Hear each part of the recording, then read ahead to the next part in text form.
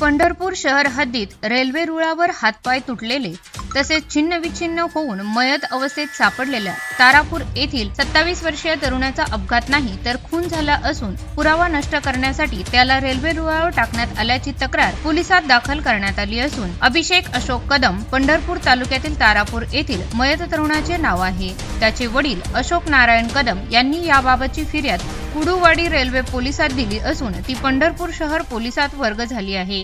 त्यानुसार नवनाथ भगवान अटकळे, सागर शिंघण, अमोल अटकळे व संदीप मांडवे राहणार पंढरपूर अशा 4 जणांविरुद्ध गुन्हा नोंद झाली आहे। यातील मयत अभिषेक हा नवनाथ अटकळे यांच्याकडे डीजे ऑपरेटर म्हणून कामास होता। दिनांक 16 मार्च रोजी नेहमीप्रमाणे तो कामासाठी शेगाव दुमाला गेला होता।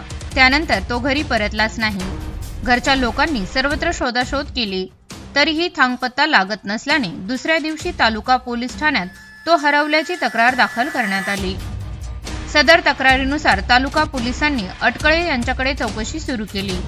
त्यामुळे अटकळे यांच्यासह इतर संशयितांनी मयत अभिषेक याचा भाऊ आणि वडिलांना दमदाटी करण्यास सुरुवात केली। म्हणून फिर्यादी कदम यांनी दिनांक 21 मार्च रोजी मुंबईत गृहराज्यमंत्री योगेश कदम यांची भेट घेऊन त्यांच्याकडे व्यथा मांडली।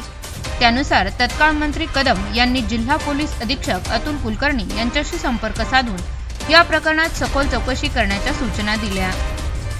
त्यानंतर तपासाची सूत्रे जलद गतीने सुरू झाली। दुसऱ्या दिवशी दिनांक 22 रोजी मयत अभिषेक याच्या विरुद्ध शहर पोलीस ठाण्यात पोक्सो कायद्याअंतर्गत गुन्हा दाखल झाला। दिनांक 27 मार्च रोजी पोलीस ठाण्याचे पोलीस हवालदार नितीन चौरे यांनी फिर्यादी कदम यांना बोलावून घेतले। त्यांना रेल्वे पोलिसाकडे नेले। त्या ठिकाणी रेल्वे अपघातातील मयताचे फोटो दाखवण्यात आले। त्यात अभिषेक कदम याचेही शरीर छिन्नविछिन्न झालेले फोटो होते। सदरचा अपघात नसून यातील संशयित चौघांनी अभिषेक याचा शारीरिक व मानसिक छळ करून ठार मारून पुरावा नष्ट करण्यासाठी रेल्वे रुळावर टाकल्या असल्याच्या फिर्यादीत नमूद करण्यात आले।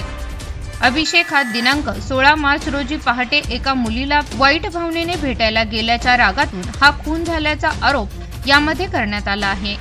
त्यामुळे या प्रकरणाला वेगळेच वळण मिळाले असून याचा अधिक तपास पोलीस करत आहे।